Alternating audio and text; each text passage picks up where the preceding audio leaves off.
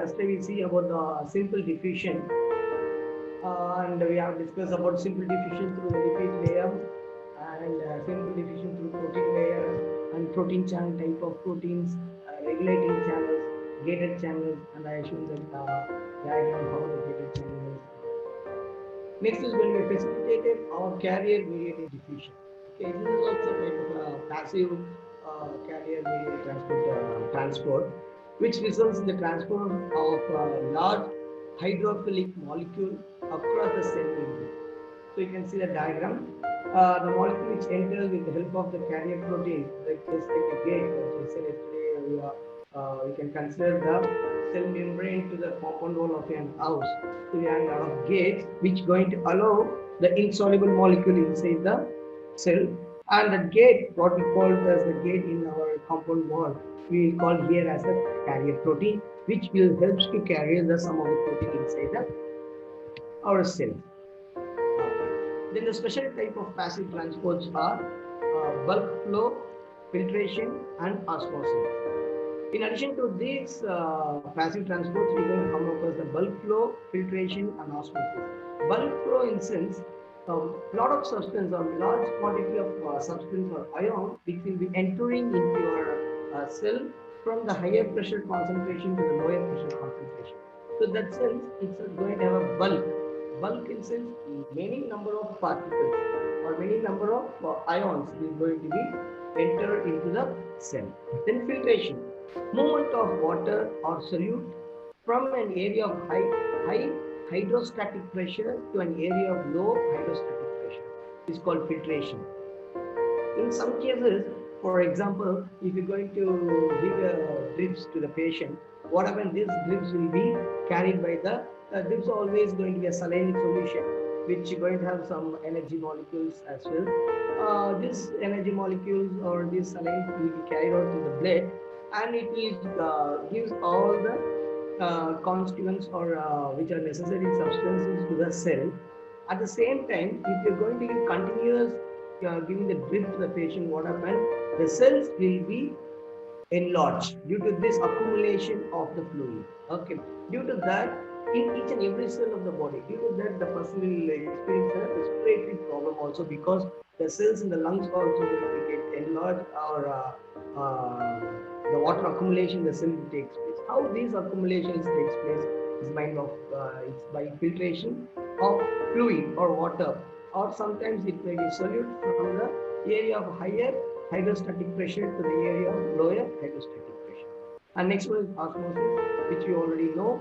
The osmosis is a type of a diffusion which defines the movement of water or any other solvent from the area of higher concentration to the area of the lower concentration of the solute across the semi-permeable membrane, which is very, very, very important. Okay, there are two types of osmosis. One is endoosmosis and other one is exoosmosis. Endoosmosis is nothing but the movement of water into the cell, and exoosmosis is nothing but the movement of water out of the cell. It may be water or solvent, so don't get confused with that.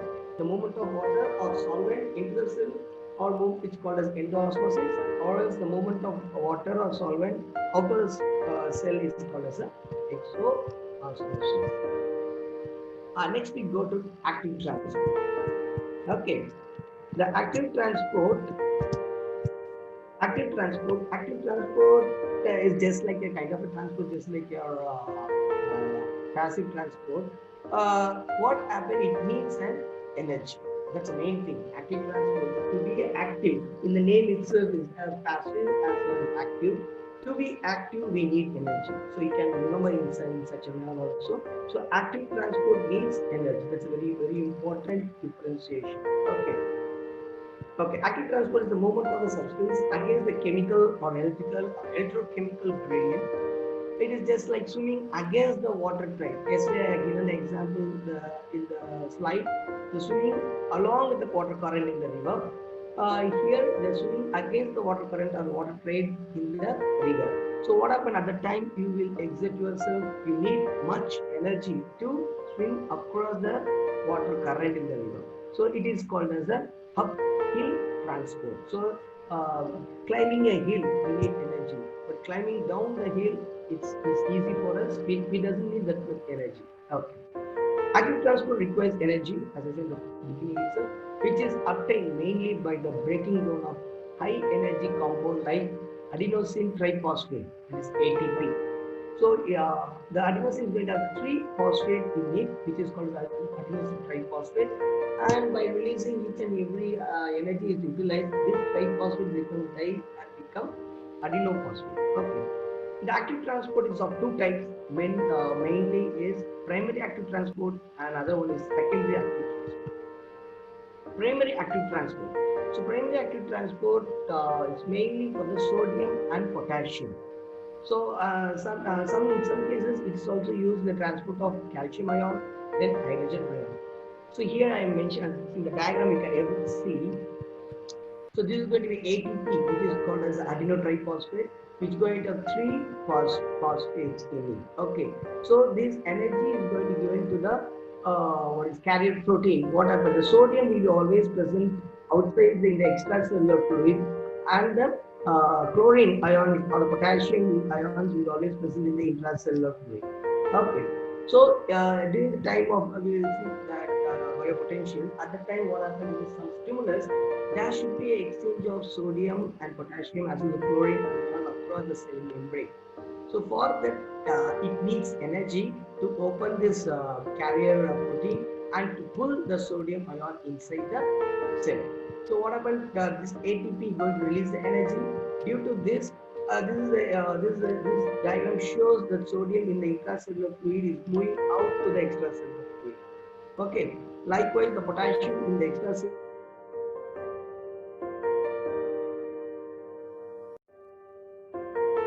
is coming inside the intracellular fluid. So exchange the sodium and potassium ion across the cell membrane, and this is called as the calcium, that carrier protein, that we have called it as a sodium potassium bond. Okay. This is going to be your primary active transport. So primary active transport, main thing is it going to utilize the energy which is directly released from the mitochondria. Okay. Next is going to be a secondary active transport. It is also called as co-transport or coupled transport.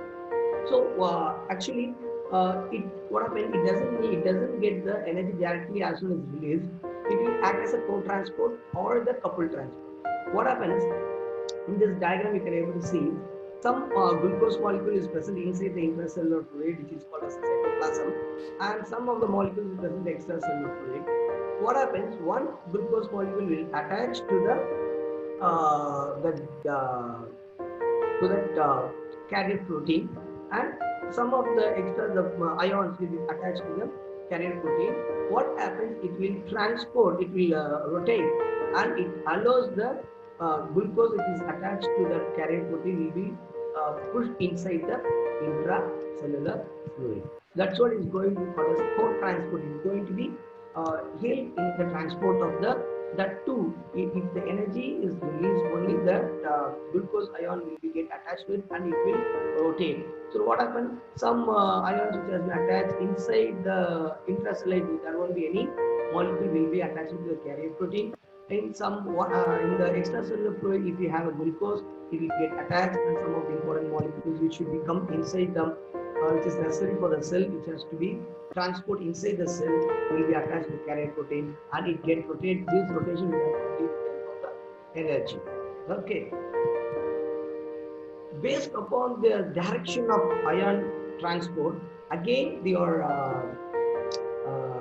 secondary active transport is further classified as symport, antiport, or counter transport.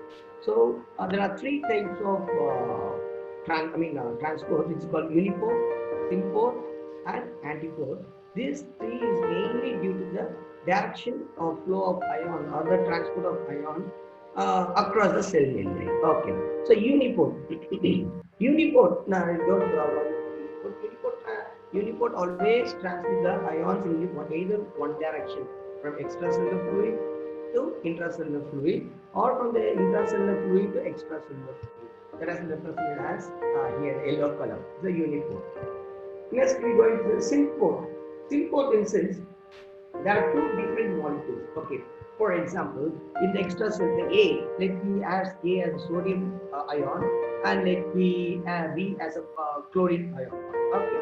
So in the extracellular fluid, the concentration of sodium ion will be more when compared to the intracellular fluid. As well, the chlorine concentration is less in the extracellular fluid, and the chlorine concentration is more in the intracellular fluid. In the symport transport, the ions will be always travel in the same direction. One or more ions will be traveling in the same direction, in which one ion, the A, which I said sodium, will be transported from higher concentration to the lower concentration, and the another ion, which I said B or chlorine ion, will be travel from lower concentration to higher concentration. But both of them will be in the same direction. Okay, so A we're going to consider as a sodium. For example, I mentioned it. Even you can write this also, no problem, in the exams or in your assessment. And as well as B, we're going to have chlorine ions. So the concentration of sodium will be more in the extracellular fluid, and this will be intercellular fluid. But both the ion will be moving in the same direction. Okay, so that is called a symporter or symport transport, active transport. Then antipode. So antipode is that here we can same ion you can consider sodium ion as well as B will be chlorine ion. The extracellular fluid, the sodium ions the concentration will be more when compared to the intracellular fluid. As well, same thing for your chlorine ion. The concentration will be more intracellular than the extracellular. With antipode, what happens? The two ions or two or more ions will be moving across the cell membrane in opposite direction. That is called as an antipode or counter transport. Okay, it will be traveling in the opposite direction. So in the opposite direction, since the one ion will be moving from higher concentration, both the ions, we can tell that both the ions will be moving from higher concentration to lower concentration. So I think now we can able to understand and can differentiate between your unipode, symport, and antipode. Now there are some special types of active transports, which is called as endocytosis, okay, ectocytosis, and transcytosis. Okay, we'll discuss about the endocytosis. So endocytosis is the macromolecules will enter into the cell. Macromolecules which will be entered into the cell. Especially we can give an example for glucose and some ions or some fluids or some solids which is necessary for the cell will be entered into the cell. Okay, that's called as the endocytosis. It is out of three types. One is photocytosis, pinocytosis, and phagocytosis. This first one is going to be a photocytosis. Photosynthesis is receptor-mediated endocytosis in which the smaller molecules are transported across the plasma membrane of the cell. The smaller molecule, you can able to see the diagram here. The smaller molecule will be entered into the cell by forming a clavia. Clavia is nothing but in Latin it is called as a little caves. Okay, this clavia used to enter or receptor-mediated small molecules will be, it creates a just cave-like structure and it helps you to push that molecules inside the cell. Next is pinocytosis. It's also known as fluid endocytosis and bulk. It's a bulk phase. The small particle in extracellular fluid are brought into the cell through the cell membrane. So this is a diagram which is going to represent the pinocytosis. In pinocytosis, what happens in photosynthesis? Only the molecule will be entering from the extracellular fluid, the intracellular fluid. Whereas in the pinocytosis, the molecules of the ion will be entering into the cell along with the fluid. Along with the fluid, it will be entering into the cell. So that's what this diagram has been mentioned here. You can be able to understand by seeing this diagram.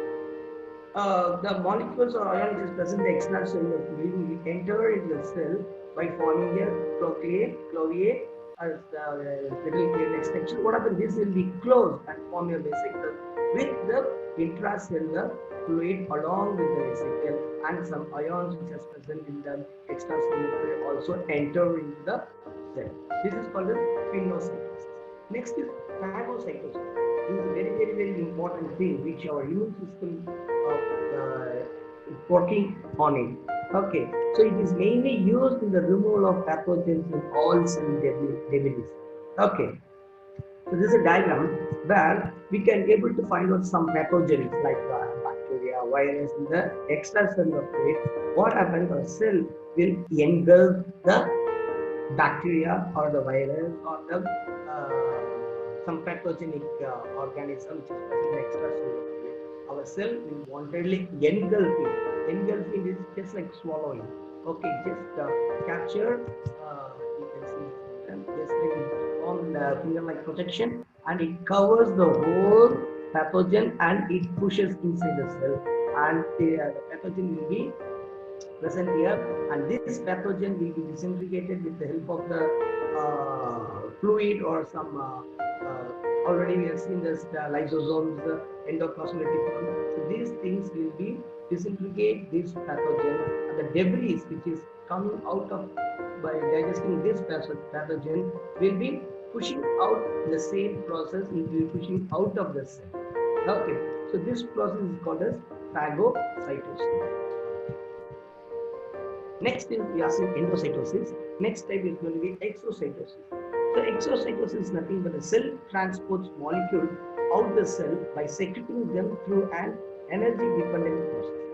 So now we going to endocytosis is going to take all the important ions or molecules or any pathogens in from the extracellular fluid to the intracellular. Is endocytosis. Exocytosis, some of the debris or some of the toxic substance which has been released, which has been generated in the cell, will be excreted, will be pushed out from the intracellular fluid to the extracellular fluid. So that is called as exocytosis. The cell transports a molecule outside the cell, secreting them through an energy dependent process. Okay, so this is the vesicle which is going to have some ion which has to be excreted out, which has to be pushed out from the cytoplasm, which we call as the intracellular fluid, to the extracellular fluid. Okay, the best example for this exocytosis is neurotransmitter. We will be discussing about this neurotransmitter that in the synapses topic when we come across the section central nervous system. Okay. Now just giving a small brief about that. This neurotransmitter, how this neurotransmitter takes place is there is a process called synapses. Synapses is nothing but the joining of two neurons.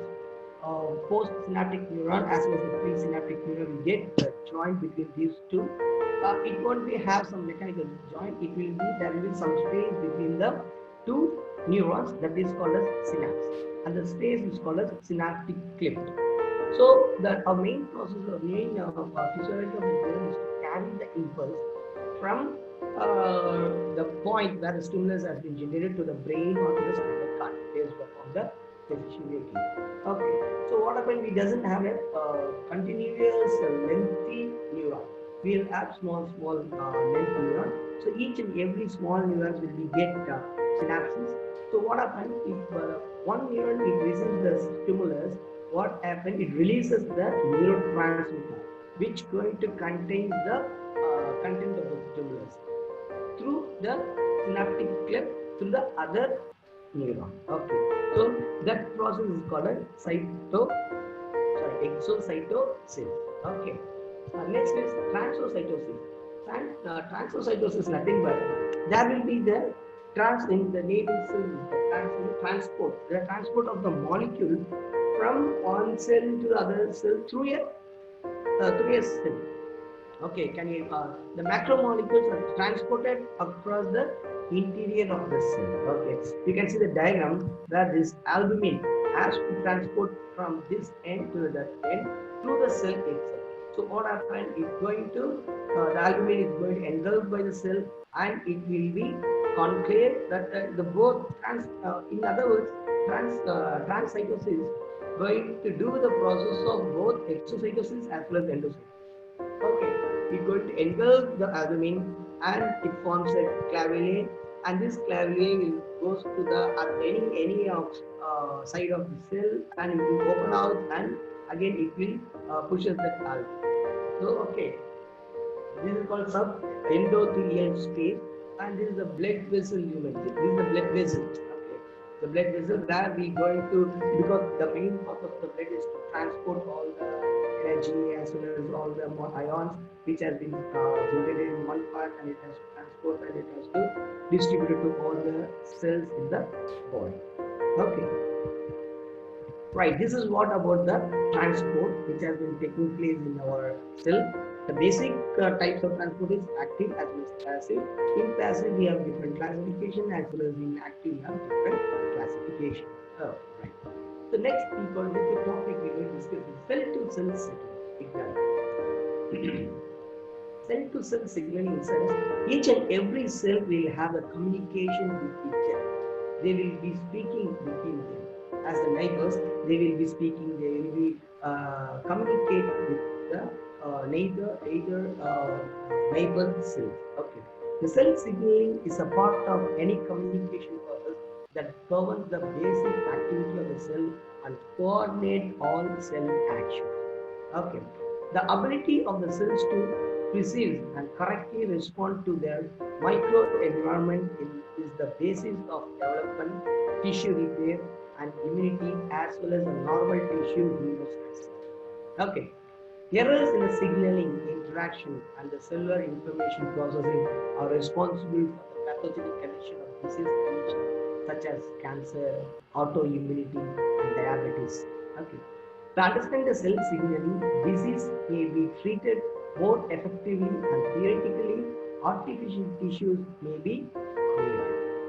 In the diagram, the first two diagrams going to represent the communication between the two cells.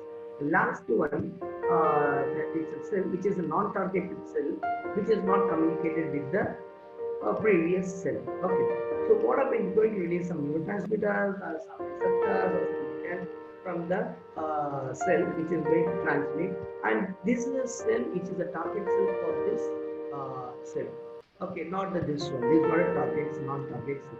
So the information which has been given to the cell should be read the target cell alone. It should not read the non-targeted cell. If there is a miscommunication, we used to call this miscommunication. If there is a miscommunication between the cells, this miscommunication will happen only in the pathological condition, or else there won't be any communication. Even though the cell try to communicate, the targeted cell won't receive the that signal which has been transmitted by the sending cell. So this will happen only during the time of the pathological condition such as cancer. Why? Because the cancer is the irregular. It's going to be it's going to differ from the normal cell.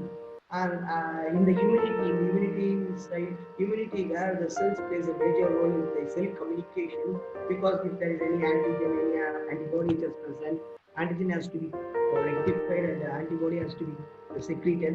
At that time, your autoimmunity, it's a kind of a disease which makes the signaling, it delays the signaling, and due to this, the production of the antibody is also depressed. Due to that, there will be increase in the pathogen condition, or the multiplication of the virus or the bacteria will be taking place.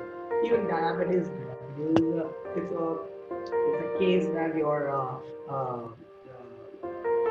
islets of pancreas, which secretes the pancreas, which secretes the insulin. Okay, the secretion of this insulin will be stopped because of this miscommunication of the cell signaling, and the secretion of insulin will stop, which results in the increase in the blood glucose level, which is called as the diabetes.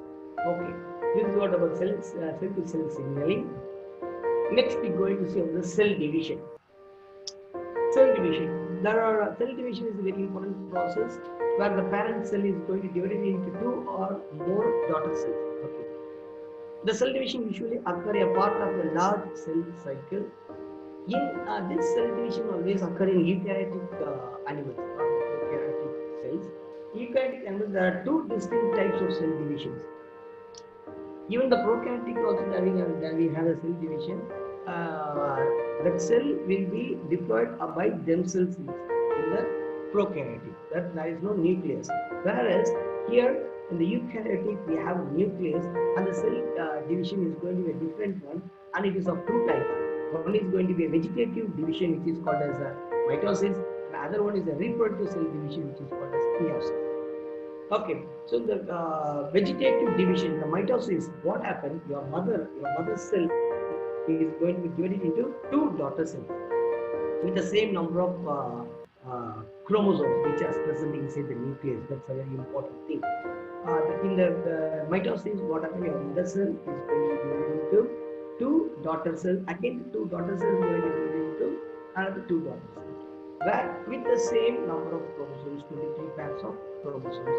And we have 23 pairs of chromosomes, in which the last pair which will be called as allosomes, and remaining 22 pairs called as autosomes. The last pair is called sex chromosomes, which going to represent, or which going to specify whether the zygote is going to be a male or female. Okay. And the meiosis results in 4 haploid, where the mitosis is going to have only 2. Here it is going to have a 4 haploid daughter cells. We are undergoing one round of DNA replication followed by division. Homologous chromosomes are separated in the first division, and the sister chromatid are separated in the second division. Both of these cell division cycles are used in the process of sexual reproduction at some point in their life cycle. Actually, mitosis will be taking place in all the tissues, all the cells. That meiosis takes place only in the testes as well as in the ovary, which we call as the spermatogenesis and oogenesis, where your DNA, where your sperm and ovum are going to have the DNA content of the parent cell, but it should be in the haploid condition, not in the diploid condition. So in the diagram, we can able to see the mitosis as well as the meiosis. So mitosis is going to have mother cell or the parent cell, where the DNA replication will takes place, and it's going to convert into two daughter cells with the same number of DNA. Okay.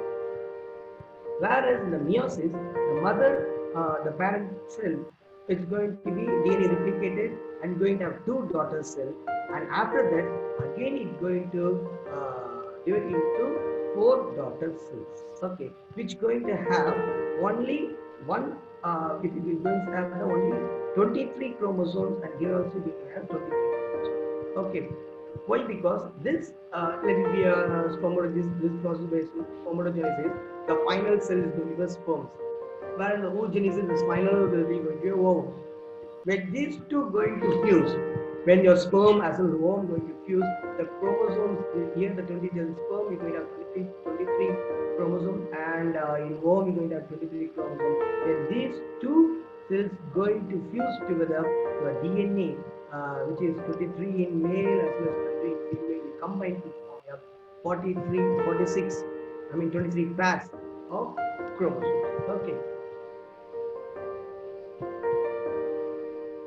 Right. So this is what about the cell. When this is the basic structure and function unit of our body. Cell. So these are the process, these are the physiology, and the anatomy of the cell, which plays a major role in our body. Now these cells are combined together, a grouping of a particular cell to form a tissue. Okay. So now we enter into the topic tissue. Okay. There are main specialized tissues. 4 different types of tissues are present in our body. One is going to be an epithelial tissue, another one is going to be a connective tissue, another one is going to be a muscular tissue, the next one is a nervous tissue. So epithelial tissue, the example for epithelial tissue is skin, lining of the digestive system. Then the description of this epithelial tissue is this sheet of tightly packed cells covering the surface and lining the internal organ. Epithelial tissue is present all over the body. Okay, it gives the lining surface of the. It has some ciliated epithelial cells also present. Next, the protection. The function of this epithelial cell is protection from dehydration, low friction. That's what I said. Low friction surface. In the trachea, okay, mainly we have ciliated epithelial cells, which is very much used to filter the pathogens while we breathing, and also it reduces the resistance and makes easy to inhale the air. As well as these epithelial cells also present the lining of your esophagus, which reduces the friction while we swallowing the food particles. Okay, food granules. The next is going to be a connective tissue. The best example is bone, tendons, and bloods. These are the connective tissues. We have the various types of cells and fibers held together by a liquid, a solid, or a gel known as the matrices. So you can see the diagram. You can able to see the matrices just like bed matrices. We're going to have some holes, some gaps, some iron spongy things. Okay. A main function of this connective tissue is to support and insulate. Okay. Next is going to be a muscular tissue. Your muscular tissue is going to be mainly going to support, it's going to safeguard your bones. Muscle that makes bones to move. Muscle surrounds the digestive tract, and muscle which is used to form the heart, etc. These are examples. Okay. Bundle of long cell called as muscle fiber that contains specialized protein capable of shortening and contracting the tissues. Okay, muscles has the special functioning like contracting the muscle tissue and relaxing the muscle tissue. Main functioning of the muscle is the movement, and all the type of movements we can see the from the muscle tissue. Next is going to be nerve tissue. Brain is the best example, and nerve in the sensory organs. It's a very good example for the nerve tissue. It's a long, thin cell with fine branches at the ends capable of conducting electrical. It's very important. These cells are specialized cells which alone carry the electrical impulses from one center, one point to the brain or to the spinal cord. Okay. The function is sensory, communication with the body, coordination of the body function. So these are the special tissues which are present in your body. These are main four. This tissue itself has some types among themselves. We will see the types of epithelial tissue. So these are the types of epithelial tissue which are present in your body. Simple squamous epithelium, air sacs of lungs, and the lining of the heart, blood vessels, and lymphatic vessels are made up of this simple squamous epithelium. The main function of this tissue is allow the material to pass through by diffusion and filtration and secrete the lubrication substance, which the previous slides that I told while breathing. That's what the air sacs of the lungs, and lining of the heart, blood vessels. Okay, right. The next cell is going to be simple cuboidal epithelium. It ducts and secretes the protein of small glands and in kidney tubules. The main function secretes and absorbs. Okay. Next is simple columnar epithelium. That's why I said the ciliated tissues are in bronchi, uterine tubes, and uterus. Then smooth are in the digestive tract and bladder. Which I will let this minute.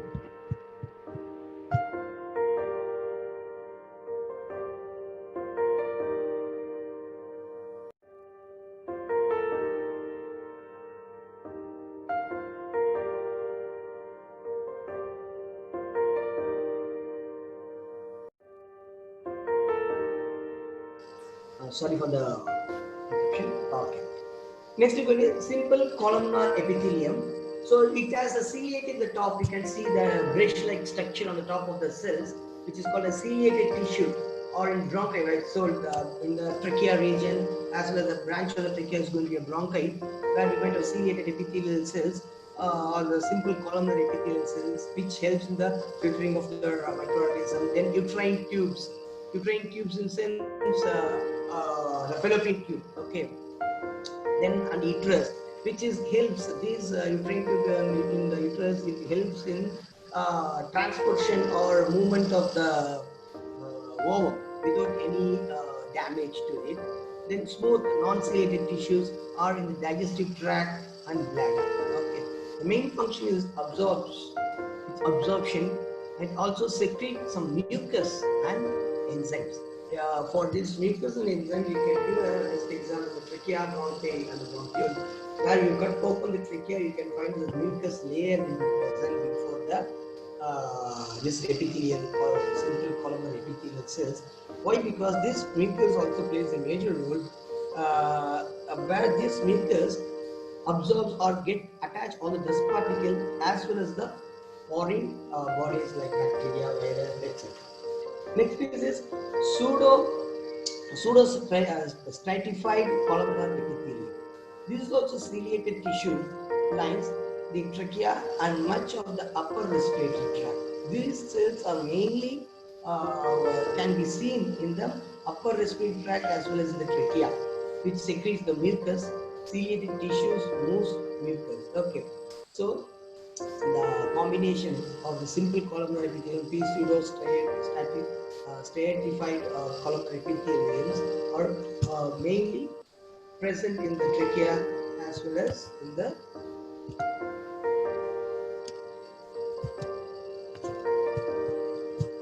next slide. Yeah. Next, stratified squamous epithelium lines in the esophagus, mouth, and in the vagina. So this protects against the abrasions. Okay, so stratified squamous epithelium. It's very these epithelial cells will be lining in the esophagus. Okay, the mouth and vagina. That the things has to be very smooth, and the friction is going to be it should be approximately 0. Okay. Next thing is going to be stratified cuboidal epithelium. It always presents the sweat gland, salivary glands, and the mammalian glands. The main purpose is to protect the tissues. And the next type is stratified columnar epithelium. The male urethra and the ducts of small glands are has this stratified columnar epithelium. The main thing is secretes and protects. Next is going to be transitional epithelium, which lines the bladder, urethra, and the uterus, which mainly helps in the allows the urinary organ to expand and to stretch. Okay, so these are the types of your epithelial tissues. Next, we see the types of connective tissues. So most of the connective tissue is going to be a cartilage. Okay, so connective tissue is nothing but the tissue which going to connect your bones as well as the muscle. Okay, so we can find these kind of tissues where we having the movement, where we having the bending position of the bone in your fingers, in your wrist, and in your elbow, and leg muscles. We can able to see the knee, the ankle joints. So wherever we having joints, you can find out your connective tissues. So these connective tissues has 3 types. One is going to be hyaline cartilage. Next is fibrocartilage, and next is elastic cartilage. So based upon this function, hyaline is nothing but the scientist name who have found out this cartilage, which going to have the matrices. It's going to have many number of matrices with the collagen, and fibrocartilage is going to have the collagen fibers in the matrices. Then in elastic cartilage, you're going to have elastin fiber in the matrices, which helps in the elasticity, which helps in the stretching of the cartilage. So these are the types of cartilage tissues, or called as connective tissues. Next, we can see the types of muscle tissues. So there are 3 types of muscle tissue. One is going to be a smooth muscle, another one is going to be a cardiac muscle, and other one is going to be a skeletal muscle. So smooth muscle are the muscle which has been presented, which is all in involuntary action, which is present in the smooth part of the body. Example, the stomach. small intestine, large intestine. So these things are made up of a smooth muscle which has the elastic property, then contract relaxation property, and then urinary bladder is also made up of smooth muscle. Next is going to be a cardiac muscle. So this is a specialized muscle which is used to form only the heart. The cardiac muscle will be present only in the heart. Other than that, we can't able to see the cardiac muscle in our body. So this cardiac muscle is very important that it will it helps in contraction, relaxation, rhythmicity, connectivity. It has all the property of the muscle which makes our heart to control and makes the heart to pump, and it makes our heart to contract and relax, and it makes our heart to respond to any electrical stimulus. That's what the heart pumping, the physiology of the heart, the conduction system of the heart is by an electrical impulse produced by a natural pacemaker called as SA node, sino-auricular node, and it is also involuntary in action. It is also involuntary. Next is skeletal muscle, the muscle which we found in our external, which is found on our body, is called as the skeletal muscle. These skeletal muscles are very much important in protecting the skeleton bones, which covers your bone, for example, biceps muscle, triceps muscle, six packs, as well as your thigh muscle. So these are the muscles that are very important. It protects it gives extra support to your bone, and as well as these muscles helps in the movement of the person, or movement of the locomotion, movement of the muscles. Okay, these are voluntary. These muscles are voluntary in action, and due to this muscle, even these muscles are present in between the ribs, which is called as the intercostal muscle. So the without skeletal muscle, there is no movement, there is no support for the bone. So these are three types of muscle tissue. Okay. When we see the nerve tissue, that is a special type. So there are two types of nerve tissue, which is called as neural lemma and nerve. It doesn't have that much type. There are some classification of the nerves based upon the poles. It has been classified as unipolar, bipolar, and multipolar. And what I didn't put that slide because these things we will be covering in the central nervous system when we cover the nervous system. So there is a special type of nerve tissue specifically, just like epithelial or muscular or the connective tissue. It doesn't have any specified types. Okay. So this is what the first session we have discussed. First session is mainly human cell and the tissue. So I think I have covered the maximum part of your cell as well as the tissue. This information is more enough for a biomedical engineer to design or to learn much more about the cell activity as well as the muscular activity and tissue activity, because we'll start the cell, and the grouping of the cell we call as tissue, and the grouping of the particular tissue we call it as organ. Okay, so each and every life, our human body, human being, even though we are multicellular, our life starts with a unicellular called as zygote, embryo, which it's going to be a unicellular, and after that mitosis. He forms the unicellular with the help of the meiosis process, and after that the process of mitosis, whatever cell division will be taking place, and the grouping of cells will be taking place, and this grouping of cell converted into tissues, and grouping of tissues will convert into heart. So okay, so by learning this anatomical, physiological study about the cell and tissue, what as a biomedical engineer we have invented, what we're going to do, what we're going to learn. Next slide is going to represent the origin of biopotential. So this is a very important topic for a biomedical engineer, how this biopotential has been generated.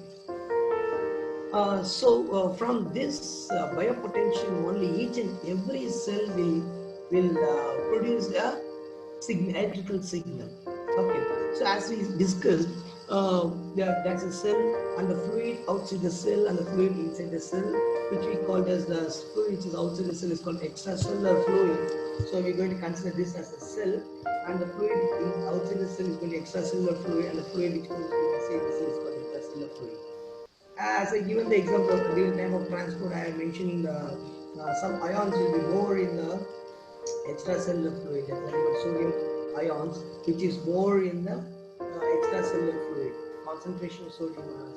Whereas inside the potassium as well as the chlorine ion, okay, will be less. That's what in this diagram they mentioned plus ions, and here they mention minus. It's minus. Okay, it's minus ions in the intracellular fluid. This plus ions is going to represent the sodium concentration of sodium ion, and this minus ion is going to represent the chlorine ions. Okay, so this is going to be a resting position of the cell. This is called as a resting position of the cell. Okay, when this cell is going to be excited or is going to be triggered with a stimulus. So stimulus is going to be of two types. One is going to be a internal stimulus and other is going to be an external stimulus. So I can give an example for an external stimulus as well as an internal stimulus. External stimulus is nothing but the touch, then light, then smell, taste. These are the external stimulus. Whereas the internal stimulus, the best example for the internal stimulus is your heart. The stimulus which has been generated by your the electrical stimulus, it's going to be an internal stimulus because it's going to be the stimulus will be generated periodically inside your body, not outside the body. So if the cell is going to be excited by any kind of stimulus, what happens is the exchange of these ions has been taking place. Okay, you can see in this diagram, the exchange of the ion has been taken place. How this exchange has taken place? When a stimulus is going to given to a cell, this is going to comes under the active transport. What happens? The pump, I told the pump which is present is the, so this is going to come under the primary active transport. Okay, it utilizes the energy directly from ATP, and what happens? The sodium potassium pump. Okay, this sodium potassium pump wantedly pulls the sodium ion inside the cell and pushes the chlorine ion outside the cell for a fraction of a second. Okay, why? Because due to the stimulus, this exchange of ions is taking place. Okay, and after a few seconds, for milliseconds, what happened? Again, it comes back to its original position. So this process is called resting potential. This condition is called resting potential. That means the cell is at rest. When the stimulus has been given to the cell, it goes to action potential. This is called as the action potential, where your exchange of ion has been taken place. And this action potential will be like for a few fraction of a second, and again it comes back to its original resting potential with the help of this sodium potassium pump. Okay. So when the cell is at resting potential, the potential difference is going to be minus 70 millivolt. Okay, the bio signals, everything is going to be in millivolt, not in voltage. It will be in millivolt. When the excited has been given and it goes to action potential, then the biopotential is going to be plus 20 millivolt. Okay. So origin of biopotential and its propagation. The origin of this biopotential can be traced to the electrical activity at the cellular level, the different ionic concentration that exists inside and outside the cell, the electrochemical concentration gradient across the semipermeable membrane results in the nurse potential. This is what the graph. When you're going to find out the biopotential of a cell, you're going to have a waveform like this. Okay, so this is going to be a minus 70 millivolt. This is going to be a voltage axis, and this is going to be a time axis. Everything is going to be millivolt and milliseconds. Okay. So when your cell is at resting potential is around 70 millivolt, your cell is at resting potential. The arrow which has been mentioned here, it's a point that the stimulus has been given to trigger your cell. as soon as the stimulus given to it, say what happened, it moves, the exchange of ions will be taking place across the cell membrane, and the potential variation will be going from resting potential to action potential. This is the resting potential, and the raising field reaches the action potential. So the process of moving from resting potential to action potential is called as depolarization. This process is called as depolarization, and this will be extended for a fraction of a second. Okay, it will extend for a fraction of a second. Again, your cell comes back to its original position from the action potential to the resting potential, and this process of coming back to the action potential resting potential is called as depolarization. This is RE, repolarization, and this is going to be a depolarization. Another term we will call as raising phase or falling phase. And if this while coming back to its original position, it will have some shootouts, some variation, and then come to its original position. Again, your cell is going to be get triggered. You will get another peak. Again, if the cell is continuously going to get triggered with a stimulus, we will continuously having a waveform. So, by this, the biomedical engineers has been find out that each and every cell has its own biopotential, and it gives a shape or waveform like this, which will be very much useful in analysis and diagnostic purposes. For example, I think we can understand. I think everyone can see the ECG waveform, right?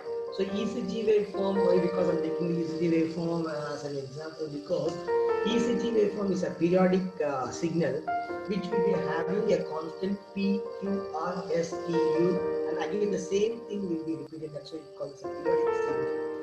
So the stimulus, already I told the stimulus is going to be electrical stimulus which is generated by your SA node. This stimulus is going to be continuously giving to the heart. This stimulus is going to give the excitation of their cardiac muscle continuously. That's what we're going to have a train of ECG signal. Okay, so we have continuous ECG signal, and based upon the ECG signal, we can have the diagnostic and therapeutic, diagnostic as well as therapeutic process based, and this signal will be ECG signal will be giving the details about your contraction of the ventricle, other depolarization, repolarization of your ventricle as well as atrium, and we will discuss the ECG deeply while we discussing about the cardiac system. Okay, the next topic. This is what the biopotential consists of action potential and the resting potential. So action potential is what? Action potential occurs when the membrane potential of a specific cell location rapidly rises and falls. Resting potential membrane potential can be defined as the relative stable ground value of a transmembrane voltage. Okay. And this is what the exchange of the calcium and potassium, chlorine and potassium in the intracellular, extracellular fluid. Okay, I think I can the first session I can finish the first session. Athena sir, are you there? Yes sir, I'm here. Yeah, I am finishing my first session, sir. I think the information which has been given is more than enough. If I want Yes, to sir. add any other details is necessary, sir? No sir. If there is any clarification, that will be raise the question through the classroom itself. You can oftenly check the classroom, and if there is any queries, you just please answer them, sir. Sure, That's it. sure, sir. I will do Yeah, that. thank you. By next week, we will be having the session 2, right, sir? Yes sir. Yeah. Thank you all. Thank you for your patience and for your listening. Thank you. Thank you very much, sir. Thank you.